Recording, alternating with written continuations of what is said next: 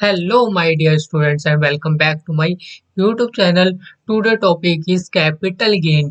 ठीक है, तो कैपिटल गेन को स्टार्ट करने से पहले आपने residential status and scope of total income का वन शॉट सीरीज नहीं देखी है, सो लिंक मैंने डिस्क्रिप्शन में डाल दिया। आप वहां सर जाकर आप residential status and scope of total income की देख लेना। आज हम स्टार्ट करने वाले हैं कैपिटल गेन। ठीक है, कैपिटल गेन के अंदर में हम क्या क्या पढ़ने वाले हैं। ठीक है, तो सबसे पहले कि हम कैपिटल गेन के अंदर पढ़ने वाले हैं आपका बेसिक्स चार्ज एंड आपका specific charge and special aspects and exemptions and tax rate and जो कि आपका कैपिटल गेन्स के ठीक है, कैपिटल गेन्स पे जो कि आपके टैक्स रेट्स क्या क्या एप्लीकेबल होते हैं वो सारी चीज बात करने वाले हैं। और इस वीडियो के अंदर में हम बात करने वाले हैं जो कि आपका बेसिक चार्ज का। ठीक है, तो सबसे पहले हम करने वाले हैं बेसिक चार्ज को कंप्लीट करने वाले हैं इस वीडियो सेशन में, वन शॉट सीरीज में। ठीक है, सो आइए वीडियो को स्टार्ट करते हैं बिना टाइम वेस्ट करे अब। ठीक है, जो कि आता है आपका बेसिक्स में, तो बेसिक्स में आता है आपका सेक्शन नंबर 45 जो कि आता है आपका चार्जिंग सेक्शन। चार्जिंग सेक्शन में भी आपके दो तरीके से होते हैं, एक होता है आपका जनरल चार्ज, सेकंड होता है आपका स्पेसिफिक चार्ज। ठीक है, तो जनरल चार्ज का आपका सेक्शन आता है section number 45(1) and specific charge में जो कि हम पढ़ेंगे, जो कि हम आगे जाके पढ़ेंगे। ठीक है, इसके अंदर में हम क्या पढ़ने वाले हैं। ठीक है, बेसिक चार्ज पढ़ेंगे। बेसिक चार्जिंग में आपका सेक्शन नंबर 45 आता है, आपका चार्जिंग सेक्शन के बारे में बात करता है।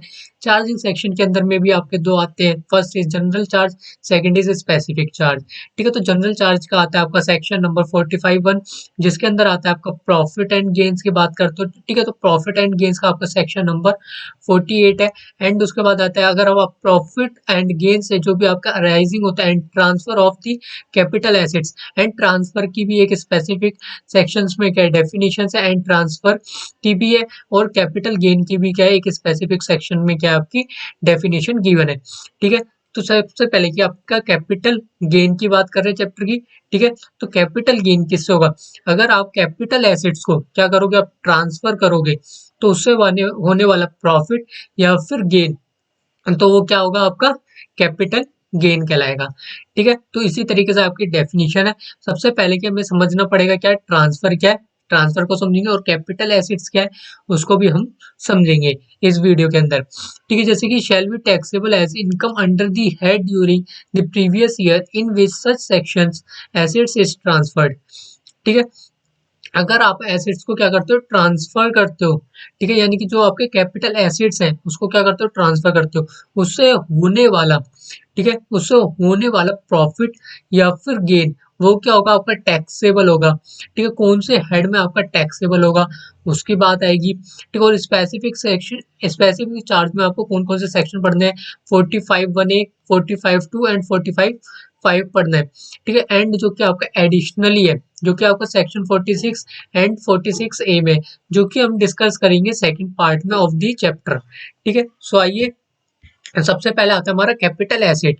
ठीक है, जो कि कैपिटल एसेट्स की आपकी डेफिनेशन के में सेक्शन नंबर 2 क्लॉज 14 के अंदर में क्या कैपिटल एसेट्स की डेफिनेशन है। ठीक है, तो कैपिटल एसेट्स का मीन्स क्या है, जो कि आपके कुछ एसेट्स हैं, क्या है एसेट्स हैं, या फिर वो आपके प्रॉपर्टी हो, वो कोई भी काइंड में हो। ठीक है, या फिर आपके जो शेयर्स हैं एंड सिक्योरिटीज है वो हेल्ड बाई किसके द्वारा होनी चाहिए, वो होनी चाहिए FII के द्वारा होनी चाहिए। And third ULIPs. ठीक है, यूलिप्स के अंदर क्या होना चाहिए आपका, whose maturity proceeds are not exempt under section. ठीक है, यूलिप के अंदर में अगर आपका मेच्योरिटी प्रोसीड हो जाता है देन आपको कोई एग्जाम्प्ट नहीं मिलता, जो कि आपको सेक्शन नंबर 10 क्लॉज 10D के अंदर में आपको कोई एग्जाम्पशन नहीं मिलता है। ठीक है, जिसका कि हम इसे पूरा डिटेल में अगर डिस्कस करेंगे वो करेंगे हम सीए फाइनल के अंदर में क्या करेंगे, इसे डिटेल्ड में क्या करेंगे डिस्कशन करेंगे। ठीक है, ठीक है, इसके बाद आता है जो कि आपका कैपिटल एसेट्स में इंक्लूड नहीं होता है। ठीक है, तो ये जो हमने ऊपर बात करी थी ये थे आपके जो कि कैपिटल एसेट्स में क्या होता है, कैपिटल एसेट्स में क्या होता है आपका इंक्लूड होता है। ठीक है, क्या होता है इंक्लूड होता है। अब हम किसकी बात करने वाले हैं जो कि इंक्लूड नहीं होते कैपिटल एसेट्स में, जैसे कि आपकी स्टॉक इन ट्रेड हो गया। ठीक है, जो कि स्टॉक इन ट्रेड हो गया वो कौन से हेड्स में आपके टैक्सेबल होता है। ठीक है, स्टॉक इन ट्रेड से जो भी आपका प्रॉफिट या फिर गेन हुआ है, ठीक है, वो टैक्सेबल कौन से हेड्स में होगा, आपका PGBP के अंदर क्या होगा टैक्सेबल होगा। ठीक है, एंड कोई आपकी सिक्योरिटीज है जो कि कहाँ पर है, स्टॉक एंड ट्रेड, जो कि हेल्ड बाय एफआईआईज में है, ठीक है, तो उसके केस में वो क्या होगा, आपका कैपिटल एसेट माना जाएगा।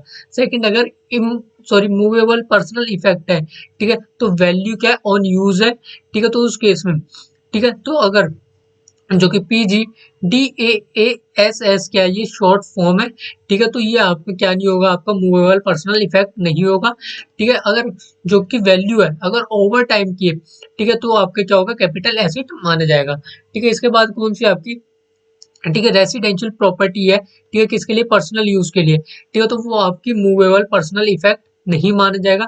और अगर मूवेबल प्रॉपर्टी है, क्या है आपकी मूवेबल प्रॉपर्टी है, तो आपका क्या माना जाएगा, कैपिटल एसेट, ठीक है। अगर रूरल एग्रीकल्चर लैंड है, ठीक है, रूरल एग्रीकल्चर लैंड के अंदर में क्या आता है आपका, जो कि इनकम फ्रॉम ट्रांसफर, अगर ट्रांसफर करने से आपकी कोई इनकम हुई है, तो उस केस में जो आपकी एग्रीकल्चर लैंड है, ठीक है, तो वो उसका जो आपका एग्रीकल्चर इनकम है, उसका क्या मिल जाएगा, आपको एग्जेम्प्ट मिल जाएगा, अंडर सेक्शन 10(1) के अंदर में क्या मिल जाएगा, एग्जेम्प्ट मिल जाएगा। जो कि लैंड लैंड भी दो तरीके से होती है, एक आती है आपकी रूरल, सेकंड इज अर्बन, ठीक है। अगर रूरल है, क्या अगर रूरल है, ठीक है, एग्रीकल्चरल है, और अर्बन में अगर एग्रीकल्चर है और नॉन एग्रीकल्चर है, ठीक है, रूरल के अंदर में भी क्या था, एग्रीकल्चर और नॉन एग्रीकल्चर, और अर्बन के अंदर में भी एग्रीकल्चर और नॉन एग्रीकल्चर। अगर अगर नॉन एग्रीकल्चर है, ठीक है, तो आपका क्या माना जाएगा, कैपिटल एसेट्स माना जाएगा। अगर एग्रीकल्चरल है, ठीक है, अगर नॉन एग्रीकल्चरल, तो क्या होगा, आपका कैपिटल एसेट्स। अगर एग्रीकल्चरल, चाहे वो रूरल की हो चाहे अर्बन की हो, तो वो आपका कैपिटल एसेट्स नहीं माना जाएगा, ठीक है। एंड इसके बाद आता है आपका गोल्ड बॉन्ड्स, ठीक है, गोल्ड बॉन्ड्स भी कौन सा आते हैं आपके, दो तरीके से, एक होता है ओल्ड बॉन्ड्स एंड सेकंड होता है न्यू बॉन्ड्स, ठीक है। तो उसके बाद, ठीक है, जो कि आपके ओल्ड बॉन्ड्स हैं, ठीक है, वो क्या आपके कैपिटल एसेट्स नहीं होते, ठीक है, बट उसके अंदर में जो आपको इंटरेस्ट रिसिव्ड होता है, उसको आप एग्जेम्प्ट ले सकते हो अंडर सेक्शन 10(15) के अंदर में। अगर न्यू बॉन्ड्स हैं, ठीक है, तो वो आपका क्या होगा, कैपिटल एसेट्स होगा, ठीक है। उसे अगर आप ट्रांसफर करते हो, ठीक है, चाहे वो ट्रांसफर कौन करे, इंडिविजुअल करे या फिर रिडम्पशन करे, ठीक है, तो वो क्या उसके अंदर में क्या मिल जाएगा, आपको एग्जेम्प्ट रिसीव्ड हो जाएगा अंडर सेक्शन 47 में, और ये आपका कैपिटल गेन नहीं माना जाएगा, ठीक है। और अगर अदरवाइज है, ठीक है, इंडिविजुअल ने नहीं करा अगर रिडम्पशन, ठीक है, या फिर अदरवाइज है, तो वो आपका क्या माना जाएगा, कैपिटल गेन माना जाएगा। अगर इंटरेस्ट है, ठीक है, न्यू बॉन्ड्स में अगर इंटरेस्ट रिसीवेबल है, तो आपका क्या होगा, वो टैक्सेबल होगा, किसमें, अदर सोर्सेज के अंदर में क्या होगा, आपका टैक्सेबल होगा। एंड इसके बाद आता है आपका गोल्ड गोल्ड डिपॉजिट, ठीक है, गोल्ड डिपॉजिट भी आपकी दो तरीके से आती है। एक तो जो गोल्ड इशूड है, किसमें आपकी गोल्ड डिपॉजिट स्कीम्स 1999 के अंदर में, वो जो कि सर्टिफाइड है, जो कि इशूड है अंडर गोल्ड मोनेटाइजेशन स्कीम 2015 के अंदर में, ठीक है। तो सबसे पहले की, ये आपके दोनों ही कैपिटल एसेट नहीं माने जाते हैं, बट इसमें आपको जो इंटरेस्ट रिसीव्ड हो सकता है, एंड उस पर आपको क्या मिल जाता है, एग्जेम्प्ट रिसीव्ड हो जाता है अंडर सेक्शन 10(15) के अंदर में। एंड इसके बाद आता है हमारा स्पेशल बेरर बॉन्ड्स 1991। एंड इसके बाद है आपका एसिड्स एंड प्रॉपर्टी, ठीक है, एसिड्स और प्रॉपर्टी के अंदर में दो तरीके से होती है। सबसे पहले क्या होती है, जो कि covered under the exclusions as a above and any other assets and properties, ठीक है। अगर जो कि हमने ऊपर बात करी थी, ठीक है, वो क्या करी थी हमने, कैपिटल एसेट्स नहीं है, ना ही उसका कैपिटल गेन है, ठीक है। अगर कोई अदर एसेट्स है या फिर प्रॉपर्टी है, ठीक है, तो वो क्या होगा, आपका कैपिटल एसेट माना जाएगा। और कैपिटल एसेट्स भी आपके दो तरीके से होते हैं। फर्स्ट होती है short term capital asset, second is long term capital asset. अगर शॉर्ट टर्म कैपिटल एसेट्स है, ठीक है, वो कौन से सेक्शन में, सेक्शन नंबर 2 क्लॉज 42 ए के अंदर में, और एलटीसीजी है, सॉरी एलटीसी है सेक्शन 229 के अंदर में। अगर एलटीसी है, ठीक है, एलटीसी कैसे बताएंगे, अगर आपके, ठीक है, पीरियड ऑफ होल्डिंग, ठीक है, जो कि आपका कैपिटल एसेट्स का अगर अप टू 36 मंथ्स है, तो क्या होगा, आपका एसटीसी हो गया, यानी कि शॉर्ट टर्म कैपिटल एसेट्स। अगर एलटीसीए, एलटीसीए क्या होता है, जो कि आपका एसटीसीए नहीं है, वो आपका क्या है, एलटीसीए, ठीक है। तो इसके अंदर में आपका कौन कौन से आते हैं, ठीक है, तो सबसे पहले की, जो कि आपका पीरियड ऑफ होल्डिंग अगर अप टू 12 मंथ है, ठीक है, अगर अप टू 12 मंथ है, यानी कि क्या हो गया, आपका एसटीसीए हो गया, ठीक है, क्या हो गया, आपका एसटीसीए हो गया, तो एसटीसीए हो गया, ठीक है। या फिर आपका जो कि पीरियड ऑफ होल्डिंग, ठीक है, और अप टू 24 मंथ्स है, तो ये भी किसका केस हो गया, आपका एसटीसीए, ठीक है, किसको हो गया, एसटीसीए का, ठीक है। तो इसके अंदर में कौन कौन से केस आते हैं, पहले आ गया आपका listed securities other than units, ठीक है, और units of equity oriented mutual fund, और जो कि यूनिट्स ऑफ यूटीआई और जीरो कूपन बॉन्ड्स, ठीक है। और सेकंड आता है आपका unlisted shares and immovable property, ठीक है। एंड इसके बाद आता है आपका however if the capital assets is transferred, अगर कैपिटल एसेट्स ट्रांसफर करते हो आफ्टर 23 जुलाई में, ठीक है, तो उस केस में जो आपका कैपिटल एसेट्स है एंड होल्डिंग ऑफ, जो कि holding of, sorry period of holding है, ठीक है, अगर वो चेक है 24 मंथ्स या फिर नॉट 36 मंथ, तो उस केस में क्या होगा, अगर आपका, ठीक है, तो अगर लिस्टेड है, लिस्टेड सिक्योरिटीज है या फिर यूनिट्स ऑफ ईओएमएफ है या फिर यूनिट्स ऑफ यूटीआई है या फिर जीरो कूपन बॉन्ड्स है, अगर आपका स्टील 12 मंथ्स है, ठीक है, period of holding is to be check, ठीक है, तो वो क्या होगा आपका एस टी सी ए हो गया, क्या हो गया आपका एस टी सी ए, ये किसका आपका एस टी सी ए का है, ठीक है। एंड इसके बाद आपका पीरियड ऑफ होल्डिंग का आखिर मतलब क्या होता है, ठीक है, पीरियड ऑफ होल्डिंग दो तरीके से होती है, एक तो होती है आपकी starting from date of acquisition of capital assets and second ending of date immediately preceding to date of transfer, ठीक है। अगर डेट ऑफ ट्रांसफर 12 जुलाई 2016 है या फिर डेट ऑफ ट्रांसफर, ठीक है, date of acquisition and date of transfer क्या है 19 अप्रैल 2024, सॉरी अब मई है, ठीक है, मई।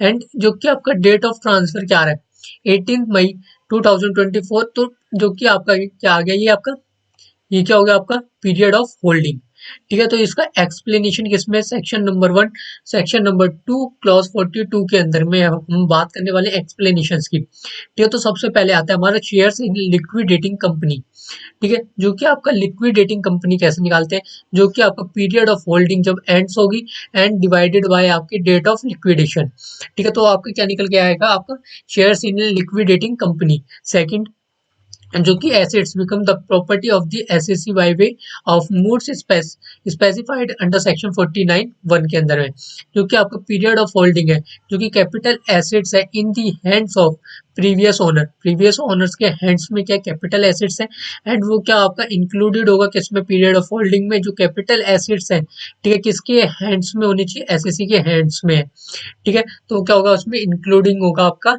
पीरियड ऑफ होल्डिंग के अंदर में, ठीक है। एंड एसआईटी यानी कि स्टॉक इन ट्रेड है, तो अगर उसे कन्वर्टेड कर देते हो कैपिटल एसेट्स में, ठीक है, क्या कर देते हो उसे कन्वर्ट कर देते हो एज कैपिटल एसेट्स में, जो कि पीरियड ऑफ होल्डिंग है, ठीक है, वो आपका कैपिटल एसेट्स वो क्या होगा का कमेंस होगा from the date of its conversion, ठीक है। एंड इसके बाद अगर आपके बोनस शेयर्स हैं, क्या बोनस शेयर्स है अनलिस्टेड, ठीक है, अनलिस्टेड बोनस शेयर्स है, ठीक है, तो उस केस में आपको पीरियड ऑफ होल्डिंग, ठीक है, वो क्या कमेंस कब होगा आपका डेट ऑफ अलॉटमेंट की। एंड अगर लिस्टेड है, ठीक है, अगर अनलिस्टेड है तो क्या होगा, ठीक है, तो उसकी बात कर ली। अब अगर लिस्टेड है, लिस्टेड है तो उस केस में क्या होगा, क्रेडिटेड होगा, क्या किसे क्रेडिट करेंगे, अपने डीमेट अकाउंट को क्या करा जाएगा, क्रेडिट किया जाएगा लिस्टेड में। अगर राइट शेयर्स है, राइट शेयर्स में भी आपके दो तरीके से होते हैं, एक तो अनलिस्टेड, सेकंड लिस्टेड। अगर अनलिस्टेड है, ठीक है, तो commence from its date of allotment. Second अगर लिस्टेड है तो कमेंस कौन सा होगा, जो कि पीरियड ऑफ होल्डिंग का कमेंस ऑफ द डेट, ठीक है। अगर राइट इंटाइटलमेंट और राइट ऑफर है, तो उस केस में आपको पीरियड ऑफ होल्डिंग का, ठीक है, तो date of offer and end of the date of renouncement, ठीक है। उसके बाद आता है नेक्स्ट, जो कि आपका प्रेफरेंस शेयर्स। अगर प्रेफरेंस शेयर्स को आप कन्वर्ट कर देते हो इक्विटी शेयर्स में, ठीक है, इक्विटी शेयर्स में कन्वर्ट कर देते हो, तो आपका पीरियड ऑफ होल्डिंग क्या होगा, प्रेफरेंस शेयर्स का पीरियड, आपका पीरियड होगा, एंड उसमें आपका इंक्लूडिंग होगा क्या, पीरियड ऑफ होल्डिंग का इक्विटी शेयर्स, ठीक है, क्या होगा इंक्लूड होगा। एंड इसके बाद आपका बॉन्ड्स ऑन डिवेंचर, बॉन्ड्स या फिर डिवेंचर्स को अगर कन्वर्ट कर देते हो शेयर्स में, ठीक है, जो कि पीरियड ऑफ होल्डिंग बॉन्ड्स और डिवेंचर्स का, ठीक है, पीरियड कन्वर्शन होगा, वो आपका इंक्लूडेड होगा पीरियड ऑफ होल्डिंग के अंदर में, होल्डिंग ऑफ शेयर्स में, ठीक है, period of holding of shares में क्या होगा आपका इंक्लूडेड होगा।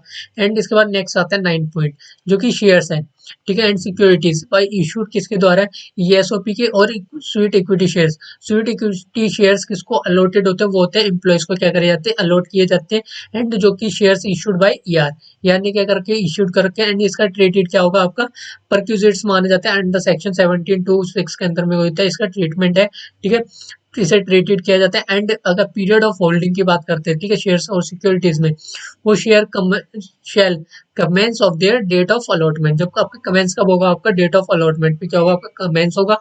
एंड उसके बाद एलटीसी एसटीसीजे, ठीक है। एसटीसीजे कब होता है? जब आप कैपिटल गेन है, ठीक है, क्या आपका कैपिटल एसेट्स है, कैपिटल गेन एसेट्स को ट्रांसफर करते हो, ठीक है, तो जो आपकी शॉर्ट टर्म कैपिटल एसेट्स है अगर उसको आप ट्रांसफर करोगे तो उससे होने वाले गेन को क्या होगा, आपका शॉर्ट टर्म कैपिटल गेन होगा। ठीक है, अगर लॉन्ग टर्म कैपिटल एसेट्स है अगर उसे आप ट्रांसफर करते हो, ठीक है, एंड उससे होने वाला गेन वो क्या होगा, आपका लॉन्ग टर्म कैपिटल गेन। ठीक है, उसी तरीके से आपकी डेफिनेशन सेक्शन नंबर 2 क्लॉज 42 के अंदर में दे रखी, capital gain arising on transfer of short term capital asset is known as STCG. और एलटीसीजी क्या है, अगर capital gain arises of transfer of LTCA is known as LTCG. ठीक है, तो कैपिटल गेन, ठीक है, किसके ऊपर डिपेंड करता है पूरा आपका, ठीक है, किसके ऊपर ऊपर डिपेंड करता है, क्या आपका एलटीसीजी है या फिर एसटीसीजी है। ठीक है, एसटीसीजीए, ठीक है, पूरा का पूरा आपका कैपिटल गेन किस पर डिपेंड करता है, आपका लॉन्ग टर्म कैपिटल गेन है या शॉर्ट टर्म कैपिटल गेन है। लॉन्ग टर्म कैपिटल गेन है तो ट्रीटमेंट क्या होगा, अगर शॉर्ट टर्म कैपिटल गेन है तो क्या ट्रीटमेंट होगा एंड क्या रेट्स आपका एप्लीकेबल होगा। ठीक है, एंड जिसके बाद आता है आपका नेक्स्ट पॉइंट, जो कि आता है आपका पीरियड ऑफ होल्डिंग इसका कैपिटल एसेट्स का अगर ट्रांसफर करते हो, ठीक है, 23 जुलाई से अगर पहले का ट्रांसफर है, ठीक है, तो उस केस में क्या होगा आपका, अगर आप income, sorry, up to 36 month की अगर कैपिटल एसेट्स की होल्डिंग है या फिर अप टू 24 मंथ्स या फिर 12 मंथ्स की, तो उस केस में आपका क्या होगा, शॉर्ट टर्म कैपिटल एसेट्स होगा। और अगर, ठीक है, मोर देन 36 मंथ, 24 मंथ्स या फिर 12 मंथ से अगर मोर देन, तो क्या होगा आपका लॉन्ग टर्म कैपिटल एसेट होगा। ठीक है, इसके बाद नेक्स्ट आता है आपका जो कि पीरियड ऑफ होल्डिंग इसका कैपिटल एसेट्स का, अगर वो आफ्टर है, कब है, इससे पहले बात कर ली थी हमने, ये वाला बात करी थी हमने बिफोर, ठीक है, या फिर कह सकते हो पीरियड। ठीक है, अब बात करने वाले हम आफ्टर 23 जुलाई। ठीक है, तो उस केस में अगर अप टू 12 मंथ्स की होल्डिंग है या फिर 12 मंथ्स या फिर 24 मंथ्स की होल्डिंग है, तो क्या होगा, आपका एस टी सी ए होगा। अगर मोर देन 24 मंथ्स या फिर 12 मंथ्स है तो आपका एस टी सी होगा। ठीक है, अगर ट्रांसफर, अब बात करते हैं ट्रांसफर की। ठीक है, तो आपकी फिर डेफिनेशन क्या हो जाएगी, कंप्लीट हो जाएगी कैपिटल गेन की। ठीक है, कैपिटल गेन की क्या हो जाएगी आपकी, ठीक है, कैपिटल गेन क्या है, ठीक है, जो आपके क्या है, फर्स्ट कैपिटल एसिड्स, क्या है, कैपिटल एसिड्स को ट्रांसफर करते हैं, क्या करते हैं, ट्रांसफर करते हैं, एंड उससे होने वाला profit, profit and gain, gain क्या कहलाता है, आपका कैपिटल गेन कहलाता है। ठीक है, तो हमने क्या कवर कर लिया, कैपिटल एसेट कर लिया, प्रॉफिट एंड गेन कर लिया, अब क्या कर रहे हैं हम, ट्रांसफर। अब किसकी बात कर रहे हैं हम, ट्रांसफर की। ठीक है, तो ट्रांसफर की बात करते हैं, तो ट्रांसफर भी आपका एक तो होता है ऑर्डिनरी मीन्स से बात करते हैं, ठीक है, जो कि आपका चेंज इन ओनरशिप या फिर position of the capital assets, ठीक है, from one person to another person. क्या कह रहे हैं, ठीक है, अगर चेंज करते हो ओनरशिप का या फिर पोजीशन का, किसका, कैपिटल एसेट्स का, ठीक है, from one person to another, ठीक है, वो कैसा होना चाहिए, आपका वॉलेंट्री होना चाहिए, फॉर अ कंसिडरेशन होना चाहिए, विदाउट कंसिडरेशन नहीं होना चाहिए, तो आपका ट्रांसफर नहीं माना जाएगा। ठीक है, ट्रांसफर कब माना जाएगा, वो आपका विद कंसिडरेशन होना चाहिए। और इसके बाद इसकी जो डेफिनेशन है वो किसके अंदर में गिवन है, सेक्शन नंबर 2 क्लॉज 47 के अंदर में क्या है, डेफिनेशन गिवन है। ठीक है, ट्रांसफर की, तो ट्रांसफर में इंक्लूड क्या होता है आपका, ठीक है, जो कि आपका सेल, एक्सचेंज और relinquishment of a capital assets. Next होता है आपका extinguishment of rights in a capital assets and compulsory acquisition of capital assets under any law. और फोर्थ में होता है आपका conversion of capital assets into stock and trade. And fifth में होता है मेच्योरिटी और redemption of zero coupon bonds. And उसके बाद होता है आपका handing over the possession of an immovable property without transfer of legal ownership of such property, that is registered of till. ठीक है, एंड इसके बाद आता है हमारा right to enjoy the ownership. ठीक है, किसका ट्रांसफर कर रहे हो, इमूवेबल प्रॉपर्टी का। ठीक है, क्या कर रहे हो, ओनरशिप को क्या कर रहे हैं, ट्रांसफर कर रहे हैं, उसके राइट्स के बारे में बात कर रहे हैं। ठीक है, जो कि any by becoming a members in a cooperative society. ठीक है, कौन है, कोऑपरेटिव सोसाइटी का क्या है, मेंबर है। ठीक है, तो कौन है, एओपी, बीओआई एंड कोऑपरेटिव। ठीक है, तो उस केस में आपका legal owner of the immovable property. ठीक है, तो उसका कौन होगा, लीगल ओनर क्या माना जाएगा उसका, जिसके नाम पर क्या होगी, प्रॉपर्टी ट्रांसफर होगी, वो पर्सन क्या हो जाएगा, वो एसईसी क्या हो जाएगा, लीगल ओनर हो जाएगा। जैसे कि बात करें transferred by the SSC, even if legal ownership of the immovable property is not a transfer, जो कि अगर इमूवेबल प्रॉपर्टी है, ठीक है, ऊपर हमने किसकी बात करी थी, अगर मूवेबल प्रॉपर्टी को ट्रांसफर करते हैं ऐसा, तो उसका लीगल ओनर कौन माना जाएगा, जिस एसएससी को क्या करा जाता है, ट्रांसफर किया जाता है। और इमूवेबल प्रॉपर्टी के केस में, ठीक है, वो आपका ट्रांसफर नहीं माना जाता है, बट वो आपका किसका ट्रीटेड माना जाता है, आपका ट्रांसफर ऑफ इमूवेबल प्रॉपर्टी का क्या माना जाता है, ट्रीटमेंट माना जाता है। ठीक है, उसे ट्रीट किया जाता है। एंड इसका अगर नोट की बात करते हैं, नोट के अंदर में क्या, अगर ऑप्शन सेल है तो वो आपका क्या है, ट्रांसफर माना जाएगा। अगर टेम्परेरी ट्रांसफर है, ठीक है, कोई भी कैपिटल एसेट्स का, वो भी क्या माना जाएगा, आपका ट्रांसफर माना जाएगा। अगर रिडम्पशन ऑफ प्रेफरेंस शेयर्स है, वो भी क्या माना जाएगा, आपका ट्रांसफर माना जाएगा। ठीक है, अगर मान लीजिए कोई भी आपकी जो भी प्रॉपर्टीज है, ठीक है, अगर कोई कैपिटल एसेट्स है, ठीक है, कैपिटल एसेट्स है और वो ट्रांसफर है, ठीक है, तो उसका जो कि प्रॉफिट एंड गेन्स को क्या करेंगे, हम कंप्यूटेड करेंगे। ठीक है, अगर कैपिटल एसेट्स है एंड वो ट्रांसफर नहीं है, तो उसका हम प्रॉफिट एंड गेन को क्या नहीं करेंगे, कंप्यूट नहीं करेंगे। अगर कैपिटल एसेट नहीं है और बट वो आपका ट्रांसफर्ड है, तो उसका भी हम कंप्यूट नहीं करेंगे। अगर हमारा कैपिटल एसेट नहीं है और वो ट्रांसफर भी नहीं है, और उसे हम कंप्यूट भी नहीं करेंगे। ठीक है, एंड इसके बाद आते हैं हमारे एग्जेम्प्ट। एग्जेम्प्ट ट्रांसफर के एग्जेम्प्ट क्या है, सेक्शन नंबर 47 के अंदर में गिवन है। ठीक है, जो कि आपका, जो हम डिस्कस करेंगे थर्ड पार्ट के अंदर में, जो कि चैप्टर का थर्ड पार्ट है, that is your special aspect. ठीक है, तो ये आपका क्या है, बेसिक चार्ज का है, फिर आएगा आपका जनरल चार्जेस का, ठीक है, जो कि स्पेशल, सॉरी, आपका अभी हम क्या पढ़ रहे हैं, बेसिक चार्जेस, फिर हम बात करेंगे आपका, नेक्स्ट बात करेंगे स्पेशल चार्जेस की। ठीक है, तो इसके बाद आता है हमारा टैक्सेबिलिटी ऑफ कैपिटल गेन। ठीक है, इसके अंदर में टैक्सेबिलिटी का क्या है, ठीक है, जो कि प्रीवियस ईयर में जो भी आपने कैपिटल एसेट्स को क्या करें, ट्रांसफर करें, उससे होने वाला प्रॉफिट एंड गेन्स, एंड उसका आखिर टैक्सेबिलिटी क्या है, कैसे होगा। एंड इसके बाद आपका एग्जाम्पशन गिवन है। ठीक है, तो एग्जाम्पशन आपका सेक्शन नंबर 45 बने, 45 टू एंड 45 के अंदर में, जो कि स्टार्टिंग में बता दिया गया था। जो कि आपका कैपिटल गेन है वो, ठीक है, वो क्या होगा आपका, कैपिटल गेन क्या होगा, आपका टैक्सेबल होगा प्रीवियस ईयर में, जो कि आपका आएगा, डिफरेंस आएगा, जो कि कैपिटल एसेट्स को क्या करने का, ट्रांसफर करा है। ठीक है, उससे होने वाला कैपिटल गेन, ठीक है, वो क्या होगा, आपका टैक्सेबल होगा।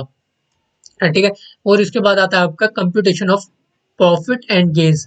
ठीक है, कैपिटल एसेट्स को ट्रांसफर करने से प्रॉफिट हुआ है या फिर गेन हुआ, उसका कंप्यूटेशन कैसे करेंगे, तो उसका भी आपके दो तरीके से होता है। एक होता है एसटीसीजी, सेकंड होता है एलटीसीजी। तो एसटीसीजी के अंदर में क्या होता है, आपका फुल वैल्यू ऑफ कंसिडरेशन में से माइनस कर देंगे ट्रांसफर ऑफ एक्सपेंडिचर। ठीक है, तो आपका क्या आ जाएगा, नेट कॉस्ट आ जाएगा।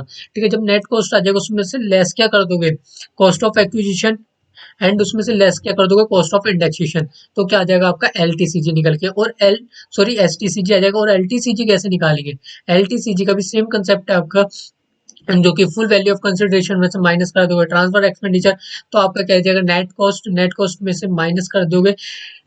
ठीक है, नेट कॉस्ट में से आप माइनस कर दोगे इंडेक्सेशन कॉस्ट ऑफ एक्विजिशन और इंडेक्सेशन कॉस्ट ऑफ इंडेक्सेशन। ठीक है, तो आपका क्या आ जाएगा, एलटीसीजी। तो क्या निकल के आएगा, एलटीसीजी। इसके बाद आपका इंपॉर्टेंट नोट है, जो कि आपका फाइनेंशियल ईयर 24 का अमेंडेड है। ठीक है, ये आपके जो नोट्स है वो 24 के ऊपर अमेंडेड है। ठीक है, तो उसके बाद करते हैं। ठीक है, जैसे कि अभी हमारा जो कि आपका एप्लीकेबल होगा, कौन से में होगा, आपका जेन 26 एग्जामिनेशन, बट आपका एप्लीकेबल किस पे होगा, जेन 25 के, सॉरी, 25 वाला जो आपका असेसमेंट ईयर 25 टू 26 का, वो हमारा कब तक एप्लीकेबल है, आपका जेन 26 में भी आपको वही सेम चीज पढ़नी पड़ती है। ठीक है, अगर हम अदर वर्ड्स की बात करते हैं, ठीक है, पहले एक बार इसे रीड कर लेते हैं। ठीक है, जो कि आपका इंडेक्सेशन बेनिफिट है, ठीक है, वो शेल नॉट बी अवेलेबल। ठीक है, वो आपका अवेलेबल नहीं है।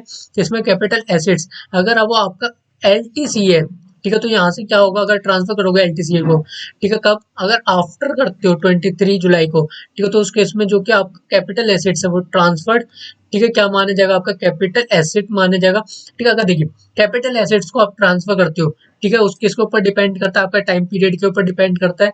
ठीक है, अगर आपको more than 12 months, 36 month and 24 months है, तो आपका क्या होगा, लॉन्ग टर्म कैपिटल एसेट्स माना जाएगा। ठीक है, वो क्या माना जाएगा, आपका cost of indexation shall B indexed. अगर इसी चीज को अगर इसी चीज को हम पता है, अगर शॉर्ट फॉर्म से समझे, अगर आपका पीरियड है, ठीक है, जो कि आपका कैपिटल एसेट्स है, ठीक है, जो कि अगर ट्रांसफर करते हैं, अगर पीरियड करते हो 23 जुलाई को, तो आपका जो कि कॉस्ट ऑफ इंडेक्सेशन और cost of indexation and cost of acquisition, ठीक है, वो क्या है, आपका डिपेंड किस पे होगा, आपका इंडेक्सेशन पे। जो कि अगर आफ्टर करते हो 23 जुलाई आफ्टर करते हो तो आपका cost of acquisition and cost of indexation आपका इंडेक्सेशन नहीं होगा।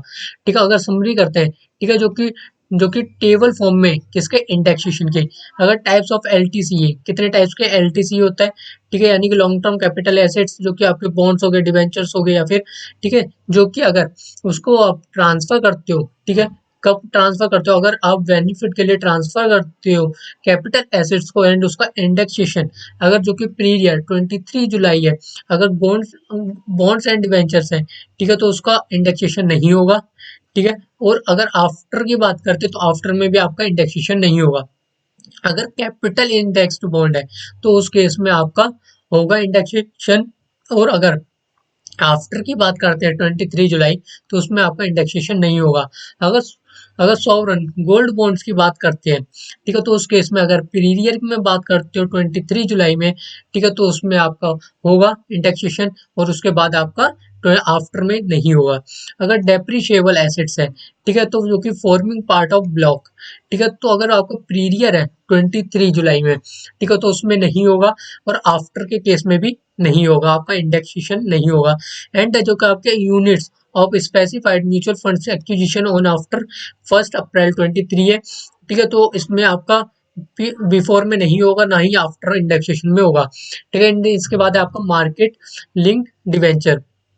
ठीक है, मार्केट लिंक डिवेंचर्स के अंदर में भी नहीं होगा, दोनों में नहीं होगा, बिफोर आफ्टर में नहीं होगा। और जो कि listed equity shares on which STT paid by at the time of acquisition as well as transfer, जो कि एलटीसीजी अंडर सेक्शन 112 ए के अंदर में भी दोनों में नहीं होगा इंडेक्सेशन।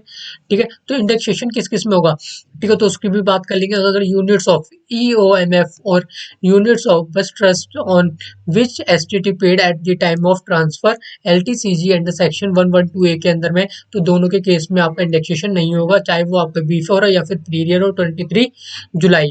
ठीक है, तो एनी अदर अगर कैपिटल एसिड्स है तो उस केस में आपका इंडेक्सेशन, अगर आपका बिफोर है तो बिफोर के केस में आपका क्या होगा, बिफोर या फिर पीरियड के केस में क्या होगा, आपका इंडेक्सेशन होगा।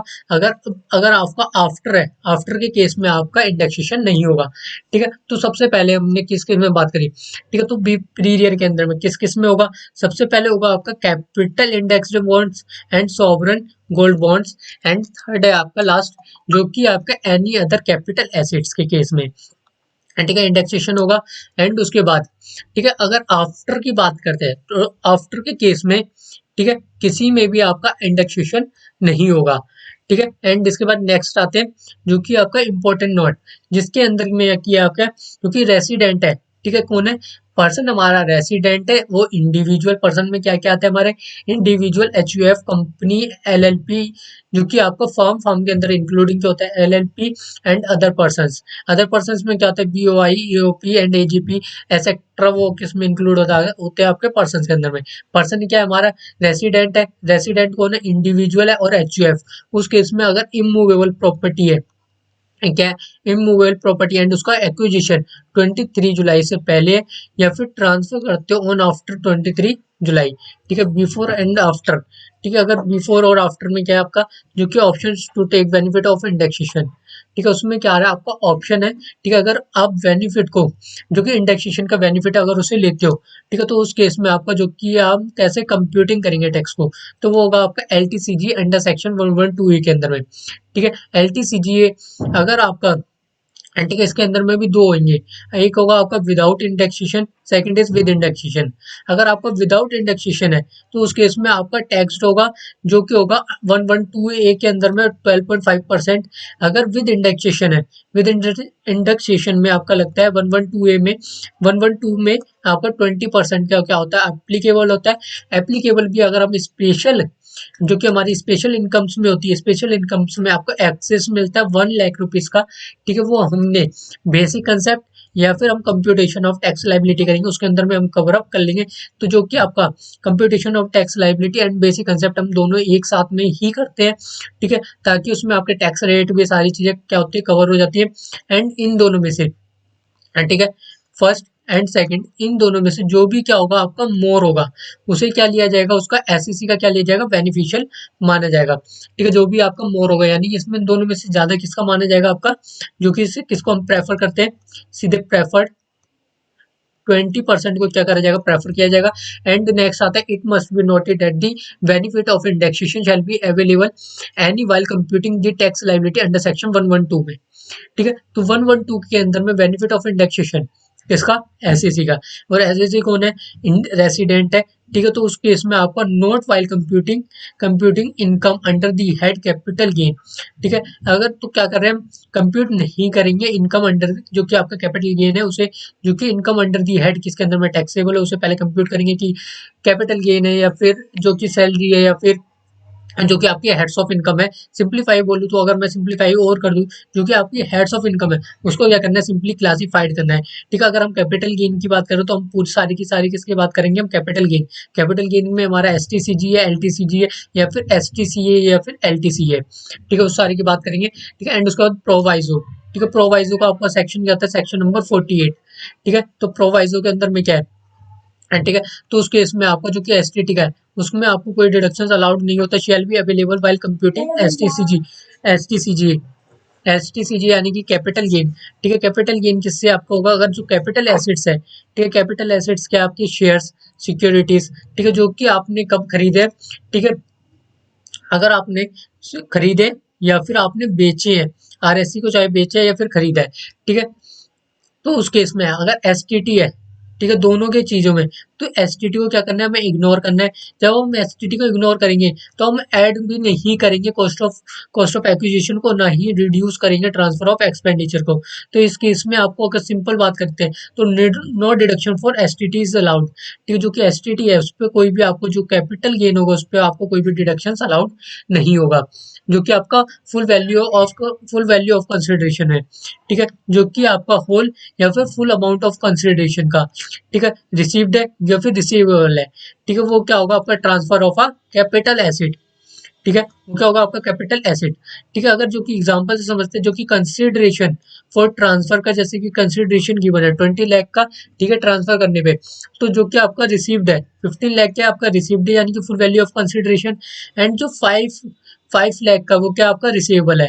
ठीक है, तो आप उसे किस में रिसीव्ड कर रहे हो, आप दो इंस्टॉलमेंट में। ठीक है, फर्स्ट इंस्टॉलमेंट कर रहे हो जो कि आपका 2.5 लाख का, जो वो की क्या होगा आपको full value of consideration. And second instalment आप कलेक्ट करोगे 2,50,000 का, वो भी क्या होगा, फुल वैल्यू ऑफ कंसिडरेशन। ठीक है, जो कि आपका इंटायर 20 lakhs है, तो वो किस में आपका आएगा, फुल वैल्यू ऑफ कंसिडरेशन में। ठीक है, तो एंड उसके बाद आता है आपका consideration for transfer of capital assets.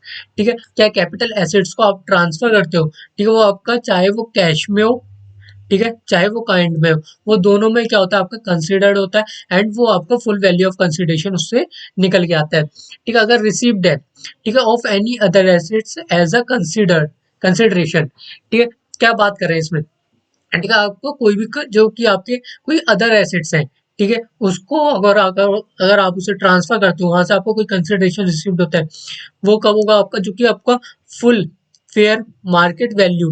ठीक है, जो कि आपका date of transfer of full full consideration value माना जाएगा, फुल मार्केट वैल्यू से। ठीक है, जो कि date of transfer of the, वो किसके माना जाएगा, आपका फुल कंसिडरेशन वैल्यू।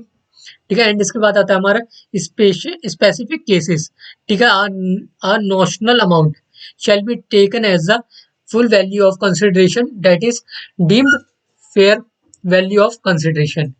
ठीक है, जो कि आपका स्पेशल केसेस क्या, अगर कोई नोशनल अमाउंट है, क्या अगर आपका नोशनल अमाउंट है वो भी किस में टेकन होगा, आपका एफवीसी में क्या होगा, टेकन होगा, क्योंकि उसे हम मान क्या लिया जाएगा, आपका एफवीसी मान लिया जाएगा, यानी कि फुल वैल्यू ऑफ कंसिडरेशन मान लिया जाएगा। ठीक है, जो कि आता है आपका सेक्शन, जो कि स्पेसिफिक केसेस का जो कि सेक्शन है 45(1)(a), 45(2), 45(5) and 46(2) and 50(c), 50(c)(a) and 50(d) और एसेट्रा, जो कि आपका इसका जो कि to be study in the succeeding part of their chapter. ठीक है, तो आई होप यहाँ तक आपको क्लियर होगा। एंड जो कि आपका ट्रांसफर, ठीक है, ट्रांसफर किसका कर रहे हो, आपका एक्सपेंसेस का या फिर एक्सपेंडिचर का क्या कर रहे हो, ट्रांसफर कर रहे हो, जैसे कि कोई प्रॉपर्टी है अगर उसको ट्रांसफर करते हो, ठीक है, तो उसके इसके लिए आपको क्या करना पड़ता है, उस पर एक्सपेंडिचर करना पड़ता है, जो कि आप पे क्या करते हो, स्टैम्प ड्यूटी वैल्यू पे करते हो, स्टैम्प ड्यूटी चार्जेस कह सकते हो पे करते हो, ठीक है। तो वो किस में आते हैं, जैसे कि एग्जाम्पल दे रखा है, ठीक है, जो कि रजिस्टर्ड है या फिर जो कि आप पे क्या करते हो रजिस्ट्रेशन के टाइम पे स्टैम्प ड्यूटी चार्जेस को, या फिर ब्रोकरेज या फिर कमीशन या फिर लीगल एक्सपेंसेस को क्या करते हो, एक्सपेंडिचर करते हो। वो क्या होता है आपका ट्रांसफर ऑफ एक्सपेंडिचर, कोई भी चीज को अगर कैपिटल एसेट्स को अगर ट्रांसफर करोगे उस पर होने वाला एक्सपेंडिचर, ठीक है, तो वो क्या कराएगा आपका ट्रांसफर ऑफ एक्सपेंडिचर। एंड ठीक है, अगर वो आपका बिफोर है, ठीक है, बिफोर डीओटी है या फिर एज ऑन डीओटी है, ठीक है, डीओटी क्या नहीं कहें, डेट ऑफ ट्रांसफर, ठीक है, अगर आफ्टर डेट ऑफ ट्रांसफर है या फिर as on date of transfer है, ठीक है, तो वो आपका इनकर्ड होगा, वो तीनों में क्या होगा आपका इनकर्ड होगा ट्रांसफर एक्सपेंडिचर, ठीक है। तो इसके केस में अगर, ठीक है, जो कि आपका इनकर्ड किस पे होगा, जो कि ट्रांसफर है उसे क्या करना पड़ता है, उसे इनकर्ड करना पड़ता है, जो भी आपका एक्सपेंडिचर उसे क्या करना पड़ता है, इनकर्ड करना पड़ता है, जो भी आपका एक्सपेंडिचर है, ठीक है, जो कि nature incurred by the transferee shall be added to cost of acquisition, किसमें ऐड करता है ट्रांसफर, किसमें ऐड करता है कॉस्ट ऑफ एक्विजिशन में, जो कि capital assets in hands and shall not be transferred in the, उसे ट्रीट नहीं किया जाता, जो कि आपके कैपिटल एसेट्स है, ठीक है, वो in his hands and shall not be treated as a transfer expenditure, उसे ट्रांसफर एक्सपेंडिचर नहीं माना जाता, उसे वो किसके हैंड्स में आपका ट्रीटेड होता है, वो आपके ट्रांसफर के हैंड में क्या होता है आपका ट्रीटेड होता है। दो तरीके से होते हैं, एक होता है आपका ट्रांसफर, एक होता है आपका ट्रांसफरी, ठीक है। एंड इसके बाद आते हैं हम बात करते हैं कॉस्ट ऑफ इंडेक्सेशन, ठीक है। कॉस्ट ऑफ इंडेक्सेशन में जो कि कैपिटल एक्सपेंडिचर है, अगर इनकर्ड करते हो आफ्टर 1 अप्रैल, ठीक है, तो उस केस में जो कि due to which value of capital assets, ठीक है, क्या बात करें कैपिटल एसिड्स में, तो जो कि आपका नॉर्मल एक्सपेंडिचर है, जो कि करंट नेचर का लाइक अ रिपेयर एसेट्रा, वो आपका कॉस्ट ऑफ इंडेक्सेशन नहीं माना जाएगा, ठीक है। तो जो आपके this expenditure does not increase the value of the capital assets, ठीक है, नीड टू बी इग्नोर्ड, इसे क्या करना है आपको इग्नोर करना है, ठीक है। एंड इसके बाद जैसे कि एग्जांपल है जो कि आपका कॉस्ट ऑफ इंडेक्सेशन है, या फिर कॉस्ट ऑफ एल्ट्रेशन है, या फिर कॉस्ट ऑफ एक्सटेंशन है, ठीक है, एक्सेट्रा, वो क्या होगा आपको कॉस्ट ऑफ इंडेक्सेशन माना जाएगा, ठीक है। एंड कॉस्ट ऑफ इंडेक्सेशन में इनकर्ड करेगा जो कि आपका पीरियड यानी कि बिफोर 1 अप्रैल, ठीक है, तो उस केस में आपका कॉस्ट ऑफ एक्विजिशन नहीं माना जाएगा। एंड कॉस्ट ऑफ एक्विजिशन क्या करना पड़ेगा आपको इग्नोर करना पड़ेगा, जैसे कि आपका रिपेयर का था तो उसे क्या करना पड़ा था, हमें इग्नोर करना पड़ा था। एंड हाँ, ठीक है। और उसके बाद जो कि हमारा जो कि ICOI को कैसे फाइंड आउट करेंगे, तो जो कि आप कॉस्ट ऑफ इक्विजिशन है, क्या है कॉस्ट ऑफ इक्विजी कॉस्ट ऑफ इंडेक्सेशन है, उसे मल्टीप्लाई कर दोगे, ठीक है, किससे CII से, ठीक है। CII कौन सा ईयर्स, जो कि आप ईयर में क्या कर रहे हो ट्रांसफर कर रहे हो, ठीक है, क्या कर रहे हो ट्रांसफर कर रहे हो, और CII year of the improvement, ठीक है, जो कि आपका to be done only if a capital asset is a LTCA, यानी कि लॉन्ग टर्म कैपिटल एसेट्स है, उसे ट्रांसफर करने से जो भी आपका कैपिटल, ठीक है, कैपिटल एसेट्स है, ठीक है, उसे आपने 23 जुलाई से पहले क्या कर दिया ट्रांसफर कर दिया, उससे क्या हुआ आपका कोई भी प्रॉफिट हुआ है जो कि आपका क्या हुआ LTCG हुआ है, ठीक है। अगर लॉन्ग टर्म कैपिटल गेन है तो क्या होगा LTCG होगा, अगर STC है यानी कि क्या होगा आपका शॉर्ट टर्म कैपिटल गेन होगा, ठीक है। इस चीज को आपको याद करते हुए रखना है, ठीक है। अगर इम्प्रूवमेंट की बात करते हैं, ठीक है, तो इम्प्रूवमेंट जो कि 2016 एंड 17 में जो कि 2 लाख का है, cost of acquisition cost of indexation sorry, and 24 to 25 में गिवन है हमारे पास ICOI को क्या करना है हमें फाइंड आउट करना है। तो ICOI को कैसे फाइंड आउट करेंगे, ठीक है,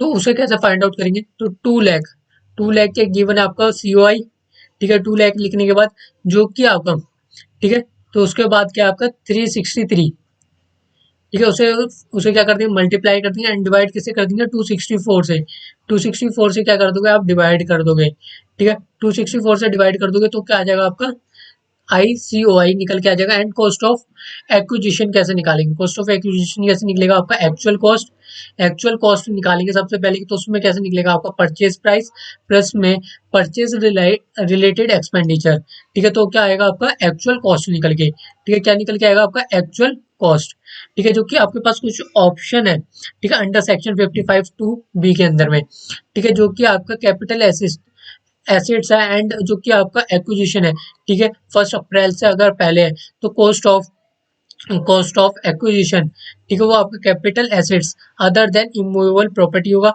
तो एक्चुअल कॉस्ट या फिर एफएमबी यानी कि फेयर मार्केट वैल्यू 1 अप्रैल से पहले जो भी आपका हायर होगा, क्या होगा, हायर होगा, उसे क्या लेंगे, उसे क्या करेंगे, हम इंक्लूड करेंगे या फिर लेकर चलेंगे, जो कि हायर होगा इन दोनों में से, ठीक है। एंड उसके बाद आएगा आपको कॉस्ट ऑफ एक्विजिशन, ठीक है, कॉस्ट ऑफ एक्विजिशन में भी जो कि आपका एक्चुअल कॉस्ट होगा या फिर फेयर मार्केट वैल्यू या फिर स्टैम्प ड्यूटी वैल्यू, ठीक है, जो भी आपका अवेलेबल हो, इन दोनों में से क्या होगा, पहले देखिए, जो कि आपका एफएमबी है और स्टैम्प ड्यूटी वैल्यू, इन दोनों में से जो आपका लोअर होगा उसे लेंगे, फिर जो आप उसे लोअर लोगे, फिर आपको जो उसमें से एक्चुअल कॉस्ट होगा, फिर जो जितना हायर होगा फिर उसे लेंगे, ठीक है। एंड जो कि उसके बाद नेक्स्ट है आपका जो कि कैपिटल एसेट्स या फिर एनी कैपिटल एसेट्स इंक्लूड होगा आपका, ठीक है, immovable property was acquired on और आफ्टर 1 अप्रैल, ठीक है, अगर 1 अप्रैल आफ्टर क्या कर रहे हो, उसे एक्वायर्ड कर रहे हो, ठीक है, इमूवेबल प्रॉपर्टी को, ठीक है, तो उस केस में जो कि आपको ऑप्शन 55 एंड जो कि ऑप्शन अंडर सेक्शन 55(2)(b) के अंदर में वो अवेलेबल नहीं होगा। एंड जो कि कॉस्ट ऑफ एक्विजिशन वो कैसे निकलता है आपका, पहले एक्चुअल कॉस्ट निकालते हैं। तो एक्चुअल कॉस्ट कैसे निकलता है, मैंने आपको क्या दिखाया था, जो कि आपका परचेज प्राइस है, ठीक है, इस वाले पॉइंट को देख लेंगे, जो कि आपका परचेज प्राइस है उसका, उसमें ऐड करोगे परचेज रिलेटेड एक्सपेंडिचर, ठीक है। एंड इसके बाद आता है हमारा सेक्शन 55(2)(a), ठीक है, तो cost of acquisition of intangible assets, ठीक है, तो सबसे पहले कि इंटेंजिबल एसेट्स क्या होता है, ठीक है, जो कि बिजनेस या प्रोफेशन की क्या है, गुडविल है, तो गुडविल क्या होगी, इंटेंजिबल एसेट होगी, ठीक है। तो टेंजिबल और इंटेंजिबल भी आपको क्या होना चाहिए, पता होना चाहिए, टेंजिबल एसेट क्या है और इंटेंजिबल एसेट क्या है। अगर इंटेंजिबल की बात करते हैं, गुडविल होगी, ठीक है, बिजनेस या फिर प्रोफेशन की goodwill, that is your intangible, trademark, brand name of any, ठीक है, बीपी, यानी कि आप समझ गए कि business and profession, any other intangible assets, right of manufacturing produce, जो कि process any article things, and right to carry on any business या फिर tenancy rights and stage carrier permits and loom hours any other rights, ये सारे क्या आपके जो कि 9 है, 9 के 9 क्या आपके, ठीक है, क्या आपके इंटेंजिबल इंटेंजिबल एसिड्स, ठीक है, आपके इंटेंजिबल एसेट्स, ठीक है। तो इसके बाद इंटेंजिबल एसेट्स जो कि आपकी देखो, इंटेंजिबल एसेट्स है तो वो भी आपकी क्या होते हैं, एक तो सेल्फ जनरेटेड होती है, एक होती है एक्वायर्ड, एक्वायर्ड यानी कि सेल्फ जनरेटेड, जो कि खुद बनाते हो, ठीक है, जो कि उस केस में आपका कॉस्ट ऑफ एक्विजिशन क्या आएगा, आपका नील आएगा, ठीक है, जो कि अगर आप परचेज करते हो या फिर एक्वायर्ड करते हो, एक्वायर्ड और परचेज सेम थिंग है, ठीक है, तो उस केस में आपको एक्विजिशन, ठीक है, जो कि कॉस्ट ऑफ एक्विजिशन क्या आएगा, जो कि आपका एक्चुअल कॉस्ट निकल के आएगा, वो क्या हो जाएगा आपका कॉस्ट ऑफ एक्विजिशन, ठीक है। एंड नेक्स्ट नेक्स्ट में बात करते हैं जो कि अब की बात करिए हमने, जो कि सेल्फ जनरेटेड है, ठीक है, या फिर जैसे हम क्या करते हैं, देखिए सेल्फ जनरेटेड है या फिर हम उसे एक्वायर्ड कर रहे हैं 1 अप्रैल से पहले, ठीक है, जो कि आपके पास ऑप्शन है, जो कि एफएमबी यानी कि फेयर मार्केट वैल्यू है, जो कि cost of acquisition under section 55(2)(b), ठीक है, इसे क्यों काट दिया गया है, इसे हम कंसिडर नहीं करेंगे, ये करेक्ट नहीं है, ठीक है, जो कि आपका कॉस्ट ऑफ एक्विजिशन है, ठीक है, वो आपका क्या होगा, नील होगा, ठीक है, जो कि आपका, ठीक है, अगर आपने परचेज है तो आपका किस पे आएगा, जो कि आपकी कॉस्ट ऑफ एक्विजिशन क्या होगी, आपकी एक्चुअल कॉस्ट के बराबर होती है, ठीक है। तो सबसे पहले की आपके दो तरीके से होती है, ठीक है, दो तरीके से जनरेटेड होती है, एक सेल्फ जनरेटेड, एक होती है परचेज, ठीक है, अगर परचेज है तो आपका सीओ क्या आएगा, आपका एक्चुअल कॉस्ट, ठीक है, तो उसके बाद अगर जिस सेल्फ जनरेटेड है तो उसमें सीओ क्या होगा, कॉस्ट ऑफ एक्विजिशन क्या होगा, नील होगा, ठीक है। एंड इसका पीरियड ऑफ होल्डिंग जो कि चेक करते हैं अबव एसेट शैल बी, ठीक है, अगर जो कि हमने बात करी थी, ठीक है, अगर अगर 36 मंथ है, ठीक है, क्या अगर 36 मंथ है और 24 मंथ का, तो पहले हम बात करते हैं 36 मंथ का, ठीक है, जो कि आपका कैपिटल एसेट्स को अगर ट्रांसफर करते हो, ठीक है, 23 जुलाई से पहले, ठीक है, और अगर अप टू 36 मंथ है तो क्या होगा, आपका एसटीसीए माना जाएगा विदाउट इंडेक्सेशन, ठीक है, अगर आपका मोर देन है तो उस केस में आपका एलटीसीए माना जाएगा इंडेक्सेशन, ठीक है, इंडेक्सेशन माना जाएगा, और उसके जो कि ऊपर LTC STC है उसमें आपको कोई इंडेक्सेशन नहीं माना जाएगा। ठीक है, तो इस चीज में एक बार क्रॉस मान लेंगे इंडेक्सेशन के ब्रैकेट में। ठीक है, और इसके बाद जो कि 24 मंथ्स है, अगर अप टू 24 मंथ्स है आफ्टर, ठीक है, 23 जुलाई, ठीक है, अगर अप टू 24 मंथ है तो क्या आएगा आपका STC होगा और नो इंडेक्सेशन होगा। और अगर अगर मोर देन 24 मंथ है तो क्या होगा LTC होगा और नो इंडेक्सेशन होगा। ठीक है, दोनों में क्या होगा नो इंडेक्सेशन होगा आफ्टर वाले केस में। ठीक है, आफ्टर 23 जुलाई वाले केस में। ठीक है, अगर आप बिफोर की बात करते हो, बिफोर में अगर अप टू की बात कर रहे हैं, ठीक है, अप टू की बात कर रहे हैं तो नो इंडेक्सेशन होगा, अगर मोर देन की बात कर रहे हैं तो LTCA इंडेक्सेशन रहेगा। ठीक है, एंड उसके बाद नेक्स्ट आता है in case the above assets are acquired from previous owner by way of modes specified under section 49(1), cost of acquisition to the previous owner shall be taken as a cost of acquisition in hands of the SEC, cost of acquisition to previous owner। ठीक है, तो सबसे पहले क्या, अगर देखो क्या बात करी थी हमने, अगर हमारा कॉस्ट ऑफ एक्विजिशन में अगर सेल्फ जनरेटेड है तो क्या आएगा हमारा नील आएगा। ठीक है, अगर एक्वायर्ड या फिर परचेज है तो किस पे निकालते हैं हम actual cost.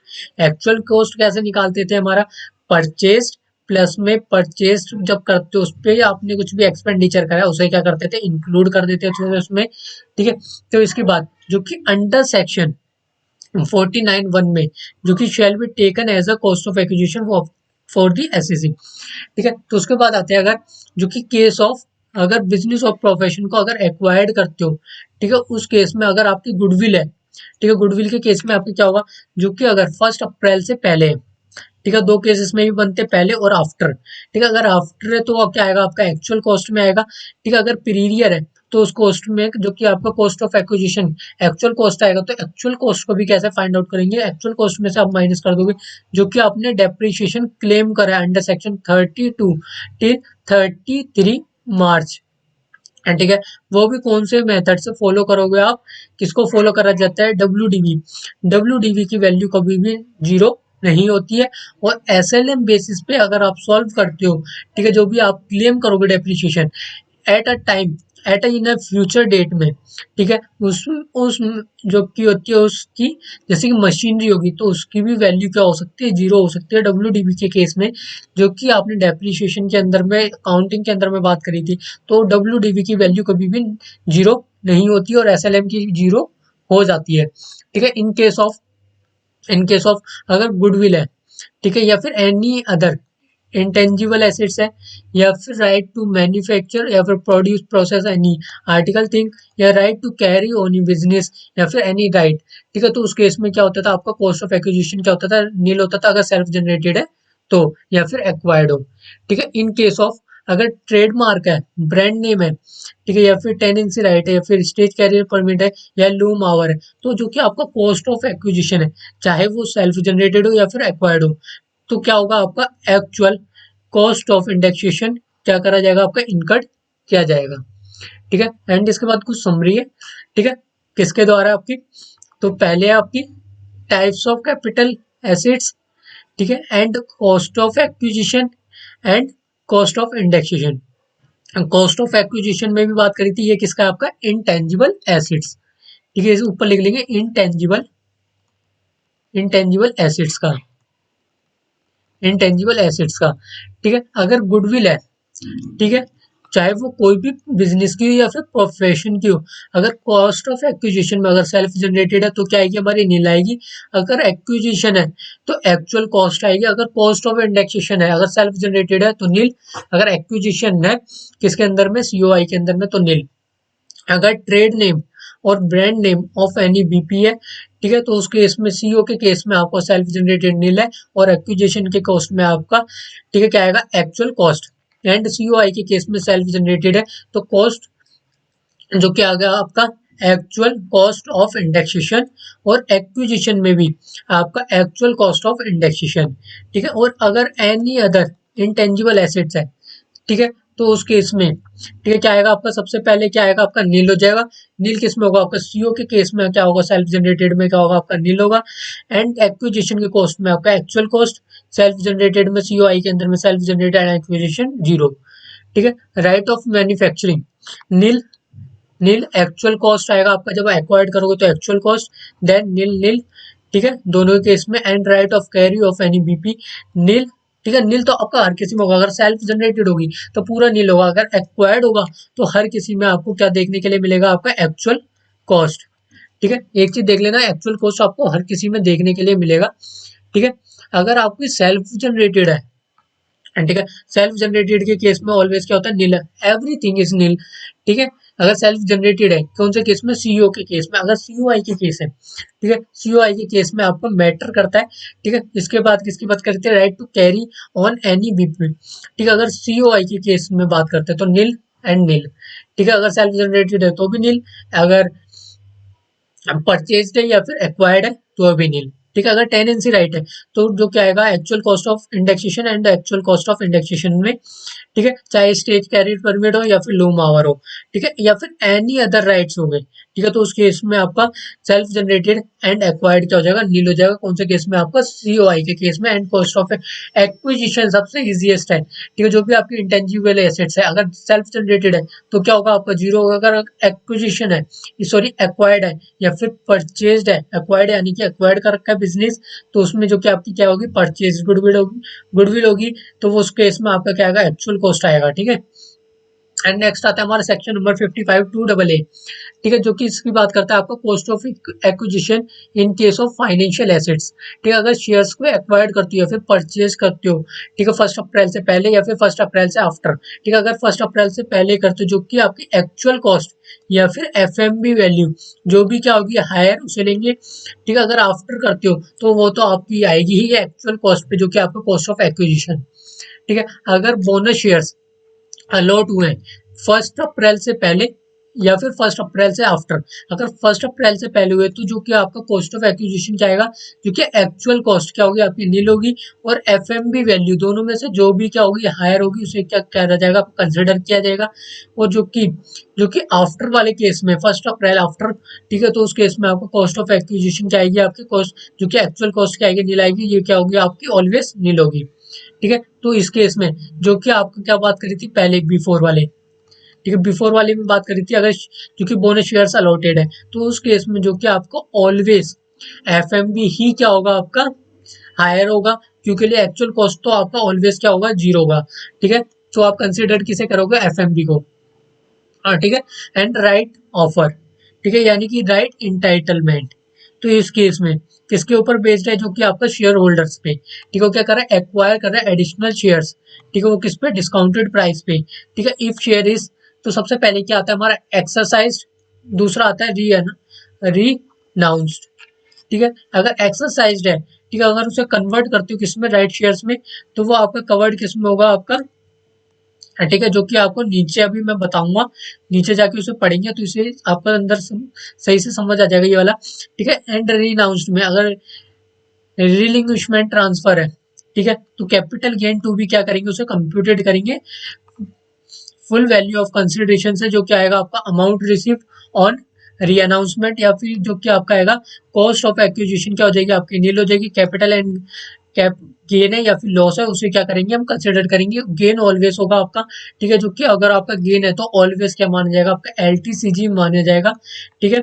And period of holding of right of offer, right offer, ठीक है। तो सबसे पहले क्या, जो कि from from date of right offer, ठीक है, and till date of renouncement, ठीक है, जो कि certain number of days only which would always depend on your time period, ठीक है।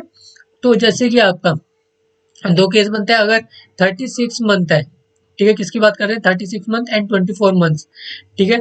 तो री अनाउंसमेंट अगर पीरियड है तो 36 month, and re announcement after है तो उसकी बात, ठीक है। राइट शेयर्स एक्वायर्ड, उसके बाद आता है आपके राइट शेयर्स एक्वायर्ड, ठीक है। अगर राइट शेयर एक्वायर्ड है, ठीक है, अगर राइट शेयर एक्वायर्ड है बाय शेयर होल्डर, ठीक है, किस पे, by shareholder himself by exercising right. और सेकंड है by the person in whose favour the right for the renouncement, ठीक है। तो इन केस में भी आपका पीरियड और आफ्टर का केस आता है। तो अगर पीरियड है, ठीक है, या फिर बिफोर 1 अप्रैल है, ठीक है, या फिर आफ्टर है, ठीक है। अगर आपका बिफोर है तो आपका क्या आएगा कॉस्ट, जो कि आएगा एक्चुअल कॉस्ट, और एफएमबी जो भी आपका क्या आएगा हायर होगा। और कॉस्ट ऑफ, जो कि अगर आफ्टर की बात करते हैं तो कॉस्ट ऑफ एक्विजिशन क्या होगा, जो आपकी एक्चुअल कॉस्ट होगी, ठीक है। तो सेकंड आता है आपका जो कि राइट वॉज री अनाउंस्ड वाला, ठीक है। उस केस में अगर पीरियड की बात करते हैं 1 अप्रैल, तो उसमें केस में आपका क्योंकि कॉस्ट ऑफ एक्विजिशन और एक्चुअल कॉस्ट या फिर एफएमबी जो भी आपका हायर होगा, ठीक है, एक्चुअल कॉस्ट या फिर एफएमबी में से उसे क्या करा जाएगा, कंसिडर किया जाएगा। और आफ्टर वाला केस में, ठीक है, कॉस्ट ऑफ एक्विजिशन का क्या आएगा, एक्चुअल कॉस्ट, ठीक है। और एक्चुअल कॉस्ट क्या आएगा, जो कि आपका amount paid by the shareholder to the company to acquire the right shares, ठीक है, वो क्या होगा आपका एक्चुअल कॉस्ट, ठीक है। सेम इसी तरीके से अगर हम उसमें बात करते हैं, ठीक है, री अनाउंस्ड वाले में, तो उस केस में एक्चुअल कॉस्ट कैसे निकल के आएगा, जो कि आपका अमाउंट पेड है, जो कि कंपनी ने क्या करा, अमाउंट पे करा, उसमें ऐड कर दोगे जो कि amount paid to shareholder on renouncement, ठीक है। तो आपका क्या निकल के आ जाएगा, एक्चुअल कॉस्ट।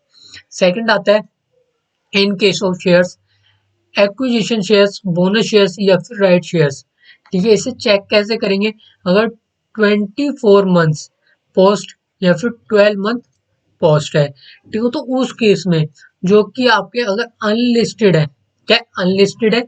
और सेकंड बात करते हैं लिस्टेड, अगर लिस्टेड है, अनलिस्टेड है, ठीक है, कब, बिफोर और आफ्टर वाले केस हर किसी में देखिए, एक चीज लेके चलना है, बिफोर है आफ्टर है, बिफोर है आफ्टर, ठीक है ना। तो सबसे पहले किसकी बात कर रहे हैं, 24 मंथ पोस्ट वाले में, किसमें, अनलिस्टेड के, ठीक है, अनलिस्टेड शेयर्स के बारे में।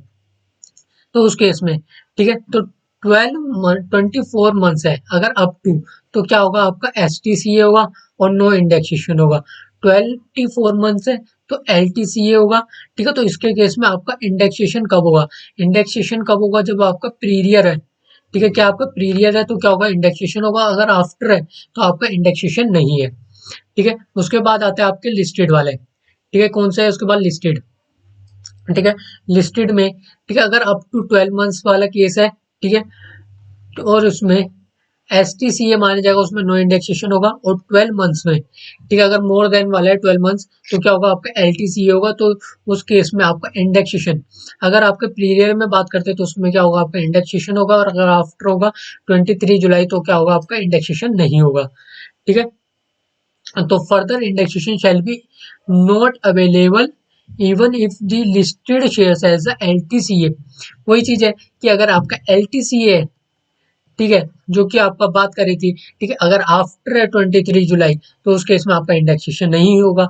अगर प्रीरियर है एल टी सी ए के अंदर में, ठीक है, तो उस केस के अंदर में क्या होगा, लिस्टेड के अंदर की बात कर रहे हैं, तो 23 जुलाई से पहले होगा, तो उसमें आपका इंडेक्सेशन होगा, ठीक है। पोस्ट अनलिस्टेड शेयर्स, ठीक है, पोस्ट ऑफ अनलिस्टेड शेयर्स में आपका फ्रॉम डेट ऑफ अलॉटमेंट या till the date of immediately preceding to date of time, ठीक है। इसमें क्या है आपका नेक्स्ट, जो क्या आता है आपका पीरियड ऑफ होल्डिंग, किसका, लिस्टेड शेयर्स का, अदर देन बोनस, ठीक है, किसका, अदर देन बोनस का। तो जो कि आपका आएगा from date of purchase, first date of purchase, second till date of sale, ठीक है। एंड इसके बाद लिस्टेड बोनस शेयर्स है, ठीक है, पीरियड पीरियड ऑफ होल्डिंग का लिस्टेड बोनस शेयर्स, ठीक है, from date of debit to demat account और टिल डेट ऑफ सेल, ठीक है। एंड इसके बाद है 55 टू ए सी का, जो कि डिस्कशन करेंगे, जो कि अंडर सेक्शन 112 में, ठीक है, जो कि सीओ है, ठीक है, CO in case of listed units of E M O E O M F या यूनिट्स ऑफ बी टी, ठीक है, उसकी बात करेंगे। तो सबसे पहले की सीओए की, ठीक है, सीओ की के लिए क्या करना पड़ेगा आपको, पहले प्रीरियर का, देन आफ्टर का, ठीक है। तो सबसे पहले कि अगर जो कि आपका कौन सा लिस्टेड इक्विटी शेयर्स है या unit of E O M F है या फिर बीटी है, तो उस केस में अगर ट्रांसफर होगा तो क्या होगा, आपका कैपिटल एसेट्स का होगा, reserve and surplus and equities का after 1 April, and STT is paid at the time of their transfer as well as acquisition in case of liquidity, sorry listed equity share, ठीक है। And इसके बाद and the अब 3 assets, जो कि क्या given थे हमारे पास लिस्टेड के अंदर में, ठीक है, जो कि आपने चेक करा होगा, जो कि था आपका section number 55 two A C के अंदर में, listed equity share, unit of date is 3 assets, ठीक है। 3 एसेट्स क्या थे, रिक्वायर्ड थे। अगर आप पहले करते हो 1 फरवरी प्रीरियर है या फिर 1 फरवरी आफ्टर है, 1 फरवरी आफ्टर तो कॉस्ट ऑफ एक्विजिशन क्या होगा आपका एक्चुअल कॉस्ट। ठीक है, अगर पीरियर है, ठीक है, पीरियर है एंड ऑल्सो पीरियर 1 अप्रैल या फिर बट ऑन आफ्टर 1 अप्रैल। ठीक है, तो उस केस में आपका कॉस्ट ऑफ एक्विजिशन जो कि आपकी कॉस्ट ऑफ एक्विजिशन या फिर एफएमबी जो भी आपकी हायर होगी और एफएमबी और सेलिंग प्राइस जो भी क्या होगी आपकी लोअर होगी, इसे कंसिडर किया जाएगा। और बट ऑन और आफ्टर वाले केस में आपका कॉस्ट ऑफ एक्विजिशन जो कि आपकी कॉस्ट एक्चुअल कॉस्ट या फिर एफएमबी। ठीक है, तो सबसे पहले क्या देखना, बी वाला पॉइंट देखना जो कि आपका एफएमबी है, क्या आपका एफएमबी है और सेलिंग प्राइस जो भी इनमें से क्या होगा आपका लोअर होगा। ठीक है, जब इसका क्या आ गया लोअर अमाउंट आ गया, ठीक है, यानी कि एक्स आ गया, जो आपका एक्चुअल अमाउंट है, एक्चुअल अमाउंट और आपका एक्स वाला अमाउंट जो भी क्या होगा आपका हायर होगा, उसे क्या करा जाएगा आपका कंसिडर किया जाएगा। ठीक है, नेक्स्ट है आपका if the listed equity shares were acquired as bonus shares right shares then also the cost of acquisition shall be determined as shown above. ठीक है, वो आपको पहले ऊपर दिखा रखा है। ठीक है, एंड इसके बाद है आईसीओ कैसे निकालते हैं। ठीक है, तो आईसीओ कैसे निकालते हैं वो मैंने ऊपर भी बात करी थी आपका, COA multiplied by CII of years of transfer and CII of the year of acquisition. ठीक है, विच एवर इज लेटर। ठीक है, या फिर एक्विजिशन या फिर 21 to 22। ठीक है, विच एवर इज लेटर, उसे क्या करा जाएगा कंसिडर किया जाएगा। To be done on only if cost of acquisition is LTCA. ठीक है, also LTCA and transfer of such capital asset is the period of 23। ठीक है, तो वो क्या आएगा आपका इंडेक्स कॉस्ट ऑफ एक्विजिशन। ठीक है, जैसे कि एग्जांपल है, ठीक है, एक्विजिशन गिवन है, ठीक है, एक्विजिशन गिवन है हमारे पास। सबसे पहले देखना एक्विजिशन कितना गिवन है, हमारे पास गिवन है 26 to 27 का 264। ठीक है, एंड सीओए कितना गिवन है 10 लाख का एंड 24 to 25 का गिवन है हमारे पास। ठीक है, एक्विजिशन 363 एंड हमें क्या निकालना है आईसीओए निकालना है। तो सबसे पहले की क्या निकलेगा हमारा सीओए, सीओ के मल्टीप्लाइड किसे कर देंगे जो कि एक्विजिशन, एक्विजिशन है। ठीक है, वो कितना था आपका जो कि आपका लेटेस्ट है 363। ठीक है, एंड जो आपका प्रीवियर है 364, तो कितना आएगा 30,17,500 दैट इज योर आई सी ओ ए। ठीक है, एंड नेक्स्ट एग्जांपल है आपका एक्विजिशन। ठीक है, एक्विजिशन गिवन नहीं है। ठीक है, एंड सीओए गिवन है। ठीक है, एंड इसका हमारे पास एक्विजिशन गिवन है एंड आईसीओ गिवन नहीं है। ठीक है, तो आईसीओ कैसे निकलेगा हमारा, ठीक है, जो कि हमारा सबसे पहले तो एक्विजिशन, एक्विजिशन क्या जगह हमारा 100। ठीक है, तो आईसीओ कितना आएगा हमारा 7,26,000। ठीक है, ये सारी कैलकुलेशन आनी चाहिए आपको, इजिली है एंड सिंपल है। ठीक है, एंड इसके बाद आता है if shares same company are acquired in different lots on different dates and different cost। तो जो आपका each lot इक्वल्स टू जो कि आपका सेपरेट कैपिटल एसेट्स है। ठीक है, एंड इसके बाद ठीक है नेक्स्ट है आपका जो कि आपका period of holding and cost of acquisition of shares shell be determined on the FIFO basis, यानी कि first in first out basis पे क्या करना है फॉलो करना है। ठीक है, तो जो कि आपको शेयर्स है एक्स वाई जेड लिमिटेड के 100 शेयर्स। ठीक है, ये चीज चेक कर लेना, जस्ट एग्जांपल है, इसे एक बार रीड कर लो जस्ट। ठीक है, रीड करना है और आपको पूरा क्लियर हो जाएगा। ठीक है, फर्स्ट इन फर्स्ट आउट वाला मेथड को यूज करना है। ठीक है, इसके बाद आता है आपका ठीक है, अगर जो आपको ऊपर एग्जांपल दिया है ठीक है उसी तरीके से अगर ठीक है इसमें अभी ये वाला कौन सा इसमें आपको सेल का दे रखा है, ऊपर किसका डाटा गिवन था, ऊपर भी किसका गिवन था सोल्ड का था, सोल्ड आउट दिया टोटल नंबर ऑफ शेयर्स। ठीक है, नीचे भी सेम है बट नीचे के अंदर में देखते हैं क्या फॉलो करना है हमें, उसमें भी हमें कौन सा मेथड को फॉलो करना है, हमें फीफो मेथड को फॉलो करना है। ठीक है, इसे जस्ट आपको रीड आउट करना है। ठीक है, बाकी ये क्वेश्चन आ गया ठीक है जो कि है आउट ऑफ 100 शेयर्स जो कि आपका बैलेंसिंग है 250 शेयर्स। ठीक है, are from the last lot of 400 shares whenever there these shares would be sold later as their COA shall be 120 shares and period of holding shall be taken। ठीक है, ये चीज check कर लें और इस क्वेश्चन को भी देख लेना। ठीक है, अगर नोट्स चाहिए तो टेलीग्राम ग्रुप पे आप कमेंट कर देना, टेलीग्राम ग्रुप पे आप मैसेज कर देना, लिंक मैंने डिस्क्रिप्शन में डाल दिया। ठीक है, टेलीग्राम ग्रुप का भी ठीक है, तो वहां से जाकर टेलीग्राम ग्रुप को ज्वाइन करना है। ठीक है। सो वहाँ से आपको ज्वाइन करते ही आपको वहाँ पर ये नोट्स मिल जाएंगे, जो कि आपका नेक्स्ट आएगा, नेक्स्ट नेक्स्ट लेक्चर होगा आपका स्पेसिफिक चार्ज का। ठीक है, हमने बेसिक चार्ज हमने कंप्लीट कर लिया है। अब हम बात करेंगे स्पेसिफिक चार्ज की, ठीक है, किसकी, कैपिटल गेन की। ठीक है, सो अब मिलते हैं आपको नेक्स्ट वीडियो में, तब तक के लिए take care, bye bye and जय हिंद। और आपने चैनल को सब्सक्राइब नहीं करा सो प्लीज चैनल को भी सब्सक्राइब करना ना भूले एंड वीडियो को लाइक करना ना भूले। ठीक है, सो मिलते हैं अब आपको नेक्स्ट वीडियो में।